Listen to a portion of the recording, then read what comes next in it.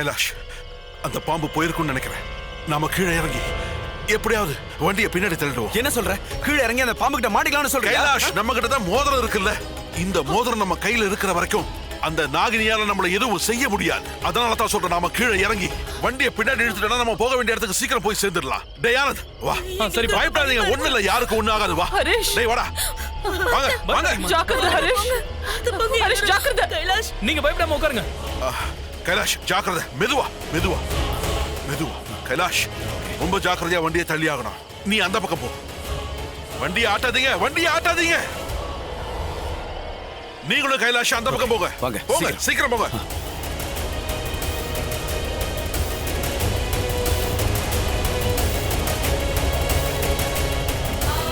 தள்ளியா தள்ளியா தள்ளு.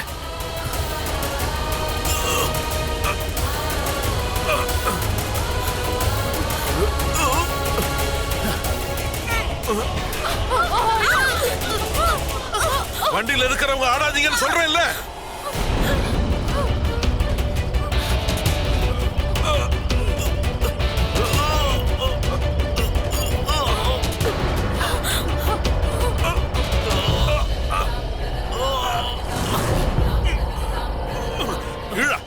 நீங்க எப்படி எப்படி? கைலாஷ், கைலாஷ், எனக்கு நம்ம வண்டியை நகர்த்த முடியும்னு தோணல. நாம இங்க இருந்து நடந்தே போயிடலாம். ஓகே, வாங்க வாங்க. வா கைலாஷ். ஆனந்த், நகரு. வா, இந்த பக்கம், இந்த பக்கம். எல்லாம் கீழே இறங்குங்க. வண்டியை நகர்த்த முடியாது, நம்ம எல்லாம் நடந்தே போலாம். வாங்க. Come on, come on, get down. சீக்கிரம் வாங்க. வண்டி ஆட்டாம இறங்குங்க. பாத்து பாத்து இறங்குங்க. பொறுமையா, மெல்லமா மெல்லமா, ஜாக்கிரதையா பாத்து இறங்குங்க. சீக்கிரம் சீக்கிரம் வாங்க வாங்க. ஜாக்கிரதையா வாங்க. பொறுமையா பொறுமையா. ஜாக்கிரதையா இறங்குங்க. பின்னாடி போங்க போங்க. சீக்கிரம் சீக்கிரம் பின்னாடி வா. சரி, இங்க பாருங்க. நாம இங்க இருந்து எப்படியாவது கிளம்பி ஆகணும். கைலாஷ், உங்ககிட்டயும் எங்கிட்ட தான் மோதிரம் இருக்கு, சரியா? இவங்க எல்லாம் நடுவுல இருக்கட்டும். கையப்படி. இவங்களுக்கு நாம தான் பாதுகாப்பு. நாகினியால எதுவும் செய்ய முடியாது. நான் சொல்றதை புரிஞ்சுக்க. இல்ல ஹரிஷ், நான் சொல்றதை கேளு. இது ரொம்ப ரொம்ப ஆபத்து. அந்த நாகினி. கைலாஷ், நான் சொல்றதை கொஞ்சம் கேளு. இந்த டயரும் பஞ்சர். ஆனா நம்ம வரப்ப 2 டயரும் நல்லா தானே இருந்தது. திடீர்னு இப்படி பஞ்சர் ஆயிருக்கும். நான் அம்மாவுக்கு ஃபோன் பண்ணி யாகத்துக்கு எங்களால வர முடியாது, இம்பாசிபிள்னு சொல்லிடுறேன்.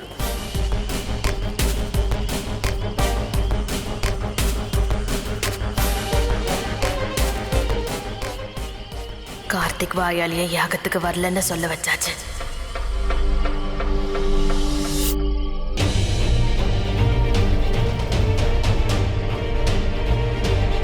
அதுக்கும் நமக்கு என்ன பகை? நம்ம எங்க போனாலும் ஏன் அது தரது? அப்படிலாம் ஒண்ணு இல்ல. ரம்யா, ரம்யா, நீ டென்ஷன் ஆகாத. அந்த நாகினியால நமக்கு எதுவும் ஆகாது. இத பாருங்க, நாம போக வேண்டிய இடம் இங்க பக்கத்துல தான் இருக்கு. நீங்க எல்லாரும் இங்க கையை பிடிச்சுக்கிட்டு மெதுவா நடங்க, சரியா? பயப்படாதீங்க, பொறுமையா மெல்லமா. பயப்படாம வாங்க.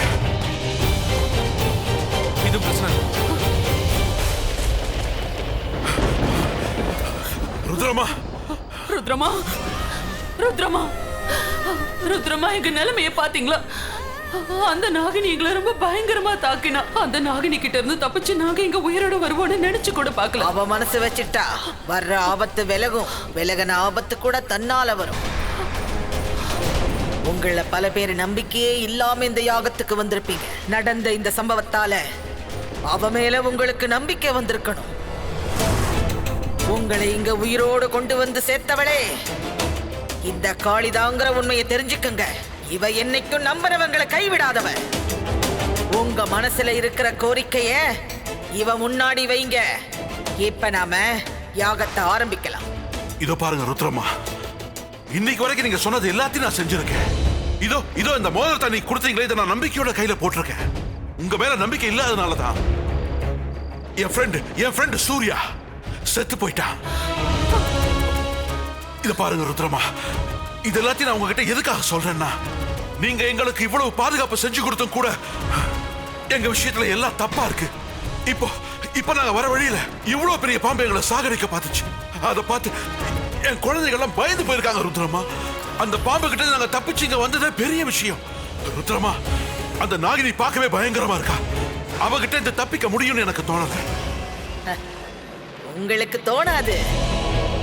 உங்களுக்கு தோணாத விஷயத்தை செஞ்சு முடிக்கிறது தான் அவ வேலை. என் தாய் மகாகாளி. இதோ பாருங்க ருத்ரமா, எனக்கு உங்க சக்தி மேல நம்பிக்கை இல்லைன்னு நான் சொல்ல வரல. தயவு செஞ்சு எங்க நிலைமையை கொஞ்சம் புரிஞ்சுக்க முயற்சி பண்ணுங்க ருத்ரம்மா. எவ்வளவு பெரிய ஆபத்துல இருந்து போராடி இங்க வந்திருக்கோம். இது எல்லாமே உங்க மேல இருக்கிற நம்பிக்கைனால தான். ருத்ரம்மா, இந்த யாகம் நடத்துறதுனால எங்களுக்கு நல்லது நடக்கணும் உங்களுக்கு தோணுதா? இந்த எண்ணத்தோட வந்திருந்தேன்னா நீ நினைக்கிறது எதுவுமே நடக்காது. உன்னோட இந்த கேள்வியை எல்லாம் அவகிட்டயே கேளு. இந்த பிணங்கள் புதைக்கப்பட்ட இடத்துக்கு காளி வருவா, ஆவேசத்தோட வருவா. வரவ அந்த நாகினியை அழிச்சே தீர்வா. என்ன சொல்றீங்க? காளி இங்க வருவாங்களா? எங்க பிரச்சனையை தீர்க்கவா? இல்ல ருத்ரம்மா, என்னால இதை நம்ப முடியல. நம்ப முடியாது. நமக்குள்ள நம்பிக்கை வரும்போது தானே அவ நம்ம பிரச்சனையை தீர்த்து வைக்க வருவா. குழந்தைங்க கஷ்டப்படுறதை எந்த தாயும் பார்த்துக்கிட்டு இருக்க மாட்டா. பிள்ளைங்க கூப்பிட்ட குரலுக்கு அவ ஓடோடி வருவா. தான் குழந்தைங்களுக்கு கஷ்டத்தை கொடுக்கறவங்களை அவ உரு தெரியாம அழிச்சிடுவா. அதுவும் சாதாரணமா வரமாட்டா, பயங்கர ரூபினியா வருவா. என்ன சொல்றீங்க? எங்களை காப்பாத்த வருவாங்களா? நான் நிறைய கதைகள்ல படிச்சிருக்கேன். சிவன் தானே யாருக்கும் வரம் தருவாரு? அவரும் ஒரு அப்பாவிதான், ரொம்ப வெகுளி. தன்னை சந்தோஷப்படுத்துறவ எதிரியா இருந்தாலும் அவனுக்கும் வரத்தை தந்துருவாரு. அவரால தரப்பட்ட வரத்தை அவன் தப்பா பயன்படுத்தினா அந்த நிமிஷமே அவனை அவர் அழிச்சிடுவாரு. அந்த ஈஸ்வரன் கிட்ட இருந்து காப்பாத்த இவளை தவிர யாரும் இல்ல. என்ன சொல்றீங்க நீங்க? காளி எப்படி வருவாங்க? என்ற தந்திர மந்திரத்தால மாகா காளியை நான் தூண்டி விடுவேன். அந்த தாய் வருவா, அவ வருவா. இதோ இங்க சிலையா நிக்கிற இந்த காளியம்மா இங்க வருவாங்கன்னு சொல்றீங்களா? வருவா. இதோ இந்த பொண்ணோட உடம்புல அவ பிரவேசமாவா. நீங்க கேள்விப்பட்டதில்லையா? தாய் ஒரு கன்னி பெண்ணுக்குள்ள பிரவேசிச்சா என்ன ஆகும்னு தெரியும்ல. அவ இறங்கின அடுத்த நிமிஷம் ருத்ர ரூபம் எடுப்பா. அவ எடுக்கிற அந்த ரூபந்தான் கால பைரவன் வாழற சுடுகாடு இது. இங்க சாம்பலாய்கிட்டு இருக்கிற பிணங்கள் மேல காலை வச்சு ஆடிக்கிட்டு வருவா அந்த தாய். அந்த ஆட்டத்தோட முடிவுல அவ பயங்கர ரூபினியாகி நெருப்ப கக்குவா. அவ முன்னாடி யார் வந்தாலும் ரத்த பலி வாங்காம விட மாட்டா. எத்தனை உயிர் வந்தாலும் பழி வாங்கியே தீருவா, சர்வநாசம் செஞ்சிருவா. என் தாய் காளியை யாராலையும் கட்டுப்படுத்த முடியாது. சிவனோட சக்திக்கு மட்டும்தான் மகா காளி கட்டுப்படுவா. கொந்தளிக்கிற அவளோட கோபத்தை கட்டுப்படுத்துறதுக்கு அந்த சிவபெருமானே அவளோட பாதம் வரைக்கும் இறங்குவாரு. அவரோட நெஞ்சு மேல காலை வச்சதும் அந்த தாய் சாந்தமாயிடுவா. அந்த பத்திரகாளி நாக்கு வெளியில வந்துடும். அப்பதான் அவளோட கோபம் அடங்கிடுச்சுன்னு அர்த்தம். அவர் ஒருத்தர்கிட்டதான் அடங்குவா அந்த விகார சக்தி. அவர் இல்லைன்னா இவளோட கோபத்துல உலகமே அழிஞ்சு போயிடும். அந்த தாய்க்காக செய்யற இந்த யாகம் மகா சக்தி வாய்ந்தது. நாம செய்யற இந்த யாகத்துல அவ உள்ளம் குளிரணும். துஷ்ட சக்திகளை அவ எங்க இருந்தாலும், இந்த உலகத்துல எந்த மூல முடுக்கல இருந்தாலும் இங்க தானா வர வச்சிடுவா. வந்துதான் ஆகணும். வரும், நிச்சயம் வரும். அப்படி வந்துட்டா அதுங்களுக்கு அழிவு நிச்சயம். எனக்கு இருக்கிற பயம் எல்லாம் அந்த மகா காளிய உங்களை விட ஒருவேளை அந்த நாகினி ஆனந்தப்படுத்திட்டான்னா அப்புறம் எல்லாமே பாழாயிடும்.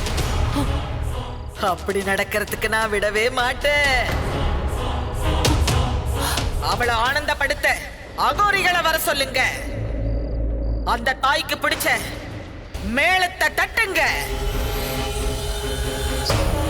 மங்களத்தை பெருக்கிடவே மனதேறி வந்தவனின் செங்கமலம் சேவடிச்சி.